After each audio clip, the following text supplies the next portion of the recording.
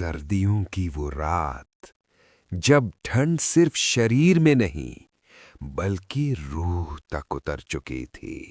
इसी गांव में रहता था राम किशोर, एक सीधा सादा इंसान जो ठंड से नहीं हालात से कांप रहा। उसकी पत्नी शांति, जिसका मन आज किसी अनजाने डर से घबराया हुआ था। घर के अंदर उनका बेटा पप्पू इन सब अनहोनी से बेखबर गहरी नींद में सो रहा था। तभी अचानक हवा का रुख बदला और उस सन्नाटे में कुछ ऐसा हुआ जिसने सब कुछ बदल दिया। दरवाजे पर किसी ने जोर से दस्तक दी। इतनी रात को इस कड़ाके की ठंड में कौन हो सकता है? दरवाजे के बाहर खड़ा था एक अजनबी, जिसकी आंखों में ठंड नहीं कुछ और ही जमी हुई थी। उसने कांपती आवाज में कहा, बाबूजी, बहुत ठंड है, बस आज रात। लेकिन शांति का दिल कह रहा था कि ये रात सिर्फ ठंडी नहीं डरावनी होने वाली है। अजनबी की आवाज में बेबसी थी और राम किशोर, लेकिन शांति की नजर कुछ और ही देख रही थी। एक ऐसा डर जिसे शब्दों में नहीं बांधा जा सकता। क्या इंसानियत के नाम पर हर दरवाजा खोल देना सही होता है? आखिरकार राम किशोर ने फैसला कर लिया और अजनबी को घर के भीतर ले आया। बरामदे में बैठा वो आदमी कुछ ज्यादा ही चुप था, कुछ ज्यादा ही स्थिर।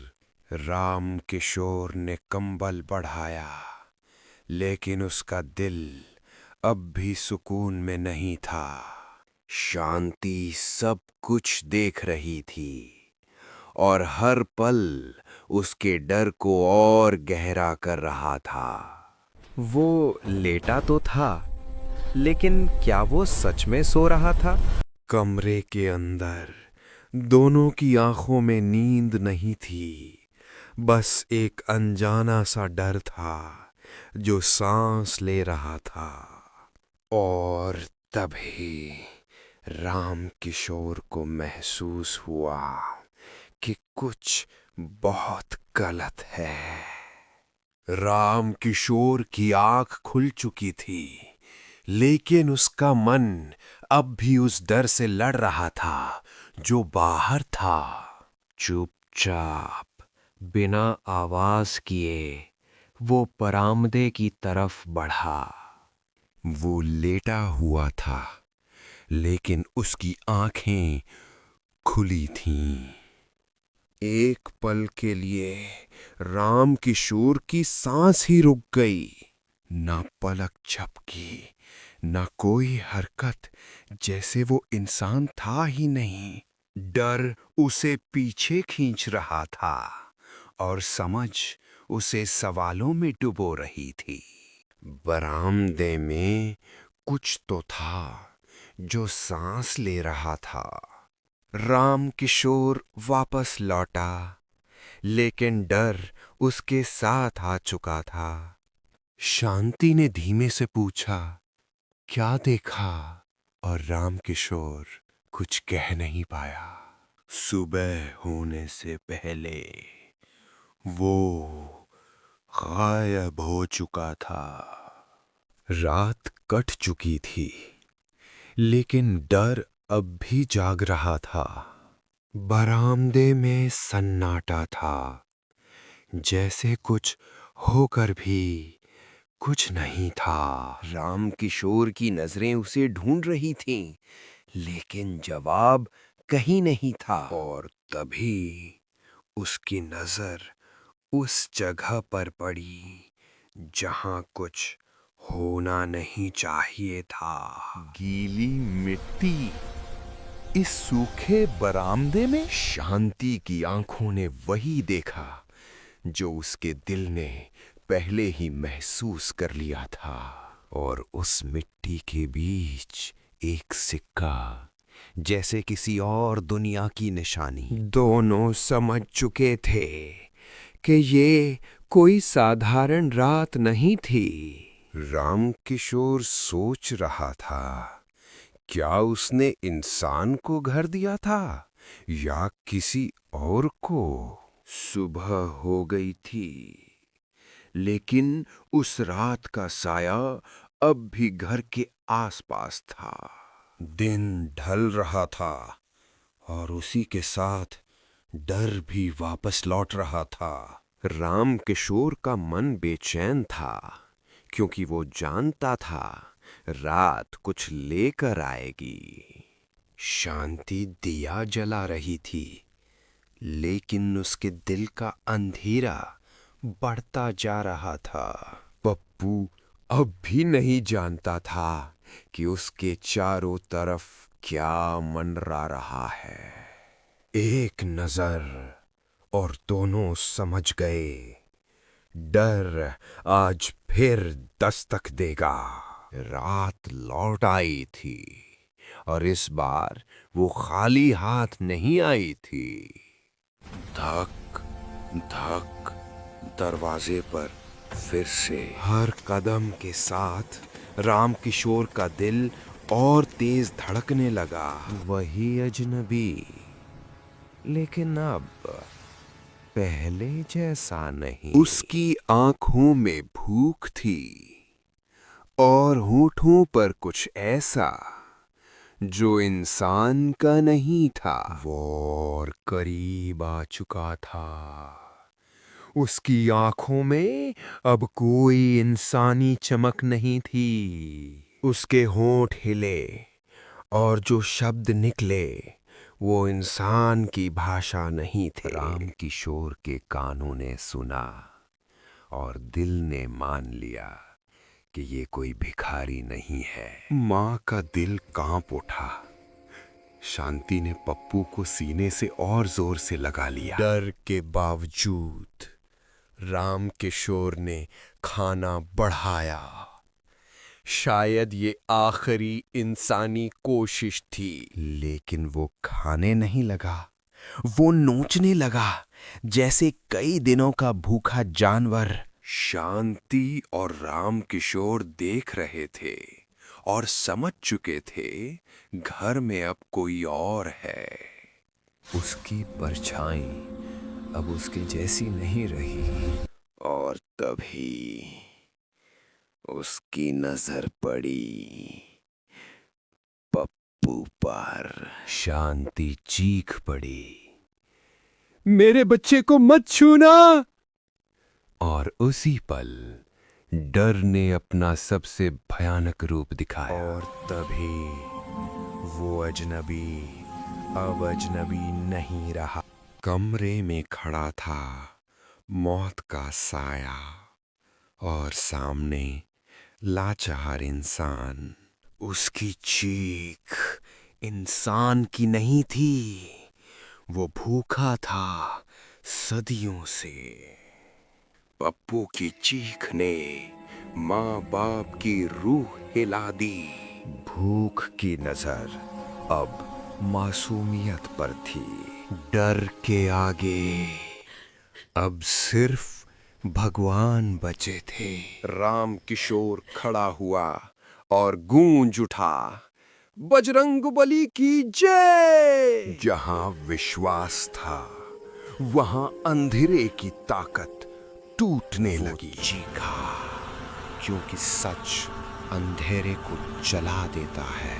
और फिर वो साया धुएं में बदलकर गायब हो गया। सब खत्म हो गया था, बस सन्नाटा बचा था। पप्पू फिर से सो रहा था, जैसे कुछ हुआ ही ना हो। रात हार गई थी, सुबह जीत गई थी। रामकिशोर की आंखों में थकान थी, लेकिन दिल में शुक्रिया। शांति जान चुकी थी कि आस्था सबसे बड़ी ताकत है। परिवार साथ था और अब डर पीछे छूट चुका था। गांव फिर से जी उठा जैसे कभी कुछ हुआ ही नहीं। राम किशोर ने एक सबक सीख लिया था। मदद जरूरी है, लेकिन अंधेरे में हर दस्तक पर दरवाजा खोलना नहीं। डर के बाद सन्नाटा नहीं, शांति बची थी। राम किशोर के कदम धीमे थे, जैसे मन अब भी सोच रहा हो। शांति सब कुछ समेट रही थी, जैसे यादों को भी साफ कर रही हो। पप्पू की हंसी बता रही थी कि मासूम दिल डर नहीं संभालते। कभी कभी चुपचाप साथ बैठना ही सबसे बड़ी ताकत होता है। वही बरामदा जहां डर ने रात बिताई थी। राम किशोर जानता था कुछ जगहें सवाल छोड़ जाती हैं। मिट्टी सूख गई थी पर निशान रह गए थे। शांति की आवाज में अब डर नहीं, समझ थी। गांव फिर से अपनी रफ्तार में लौट आया था। कुछ रातें जिंदगी भर याद रह जाती हैं। यादों में वो रात अब भी जिंदा थी। कुछ साएं शरीर छोड़ देते हैं, यादें नहीं। वो पल जब दरवाजा खुला था, लेकिन हर रात के बाद सुबह जरूर आती है। शांति के हाथ जुड़े थे, डर के लिए नहीं, धन्यवाद के लिए। आस्था जब मन से आती है तो सहारा बन जाती है। पप्पू सीख रहा था बिना शब्दों के। जहां कभी चीख थी, अब सुकून था। दिन अब डर से भारी नहीं था। राम किशोर समझ चुका था, हर मदद समझदारी मांगती है। शांति की आंखों में हाथ ही और सावधानी भी। बच्चे के हाथ में माँ बाप का हाथ सबसे बड़ी सुरक्षा। डर अकेला करता है, पर परिवार जोड़ता है। कुछ यादें चेतावनी बनकर रहती हैं, खाली जगहें भी कहानी कहती है। और कुछ साए हमेशा के लिए मिट जाते हैं। इस बार की सुबह और ज्यादा उजली थी। राम किशोर मुस्कुराया। काफी दिनों बाद शांति के चेहरे से डर जा चुका था। बचपन फिर से बचपन बन गया। जिंदगी फिर उड़ान भर रही थी। कुछ बातें बिना बोले समझ ली जाती हैं। शांति में भी कहानी होती है। अंधेरा गया, रोशनी रह गई। जहां डर था, अब बस याद है। सबक सीख लिया गया था। घर फिर से घर लग रहा था। मदद जरूरी है, पर आंखें खुली रहनी चाहिए। हर कहानी का अंत एक सीख छोड़ जाता है। शांति जानती थी, डर लौट सकता है, पर समझ बची रहनी चाहिए। रात को भूलना नहीं, बस डर को साथ मत ले जाना। रोशनी हमेशा जीतती है। भरोसा अब डर से बड़ा था।